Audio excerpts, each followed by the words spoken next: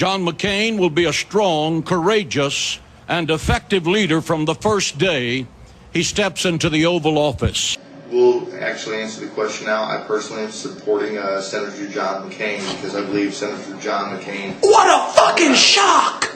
...or moral stance more closely personifies the relationship. We had no... There was no... But we was...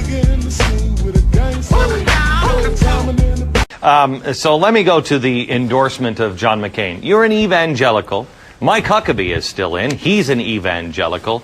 Do you believe in John McCain, or is he kind of like the best one out there? Or tell me about your endorsement of him, and why not a fellow evangelical? Well, let me answer the first question about John McCain. John McCain is pro-life, and that's a major issue with evangelicals. He has a 24-year voting record to back that up. And if there is an issue that's visceral with evangelicals, it is pro-life. The Constitution of the United States begins with the pledge to life, liberty, and the pursuit of happiness. But Pastor, I mean, you and I've sat down with you for an hour. I interviewed you for an hour, and I'm sorry, but I mean, when I say to you, tell me about John McCain, you go pro-life first. I don't think that fits with who I met on my set. You are a guy who believes we are here in the end days. Is John McCain the guy to make sure that that, you know, the end days don't happen as you believe we could be seeing now? The fact is that I believe John McCain brings to the presidency a mature leadership and a leadership that has the strength of character to lead America into the future in a world that's become a very dangerous world. Believe what I'm telling you. I'm feeling your hurt. Many of you right now, you're so sick. You're so much in poverty. You're dying. But listen to me. I care. Jesus cares about you. Why don't you pick up the phone right now and call that toll-free number? Let me send you my free Miracle Olive Oil soap. Let me rush it to you in the mail. Log in on our website right now. Log in. I want, hallelujah, to send you this free of charge. Let me help you. And I promise you, my friend, I want to write you back. I want to rush this Miracle Olive Oil soap to you. Trust me, my friend, it works. Thousands and thousands of letters I get in the mail of people that have been using this soap. When I rush it to them, the testimony that I'm hearing: cancer been healed, AIDS been healed, leukemia been healed.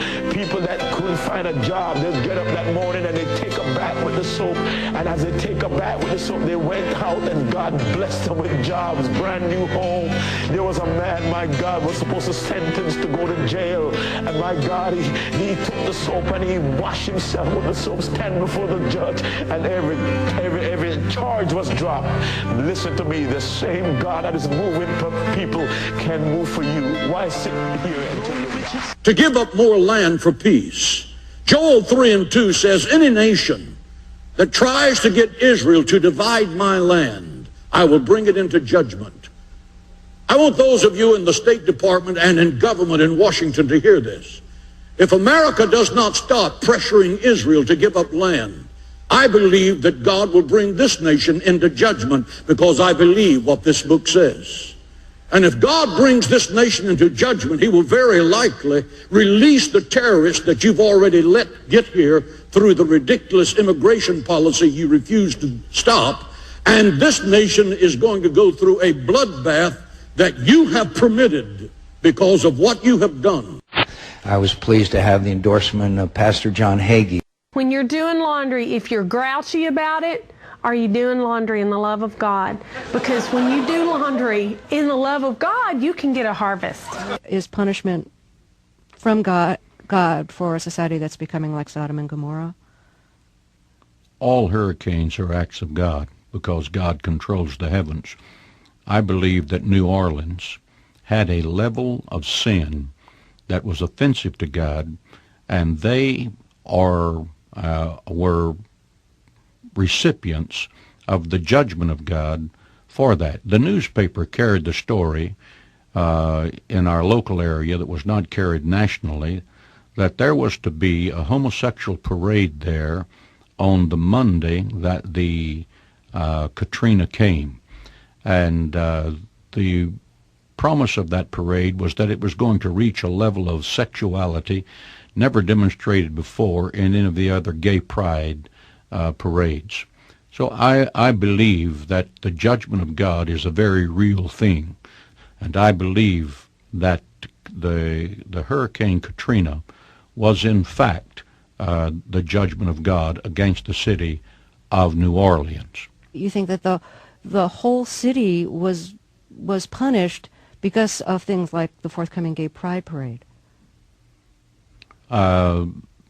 This is true. Systematically. This video is one of the worst, one of the stupidest videos I have ever seen, ever. Systematically. We had no, there was no, but we was. We had no, but we was. It ain't now. They are so violent and got the people so messed up, now the folk don't even want to give nothing. Because they've been taking advantage of the people so long, now it made other folk not want to give an offering. You know, when I look into the 21st century church, and when I watch Christian television, this spirit is still going on. When all we do is preach and send me $5 for 3 days and send me a seed faith offering. And we send in for blessing plans, and many of them get the blessing and you get stuck with the plan. When the flamboyance and lifestyle of the minister makes people not want to give. Come on, help me hear something. And you got gold and nugget rings on every finger. Y'all not feeling me around here. Church struggling, and you got a Rolls Royce and a Bentley, and you wonder why people don't want to sow into the kingdom. Y'all not feeling what I'm saying? Because so many of us have taken advantage of the people. And that's why I say to you all the time, you all not get so caught up whether the preacher got a suit on, whether the preacher got a shirt or a tie on. Now, I know you got your preferences, but you know what? You shouldn't get so caught up in that where you make it about clothes. That's part of the problem. Too many of us who serve in ministry, it's all about how we look. It's all about what we got. Now, I'm not saying that the preacher should not be taken advantage of, but I'm saying do things right by the book. Have something right. Have an agreement. You ain't got to steal or take from folk. Just be honest with people. You ought to get taken care of as the church blesses, but you don't have to manipulate, intimidate, or steal from people. Just serve the Lord and serve well, and God will take care of you. You ain't got to take, you ain't got to pimp nobody.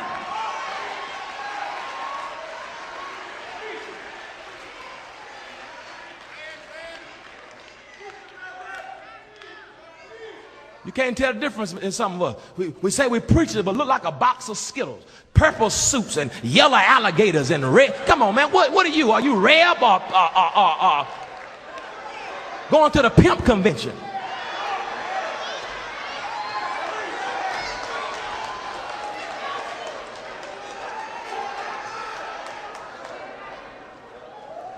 Reverend Don Warren. That's what it look like. Reverend Don Warren. That's what it look like.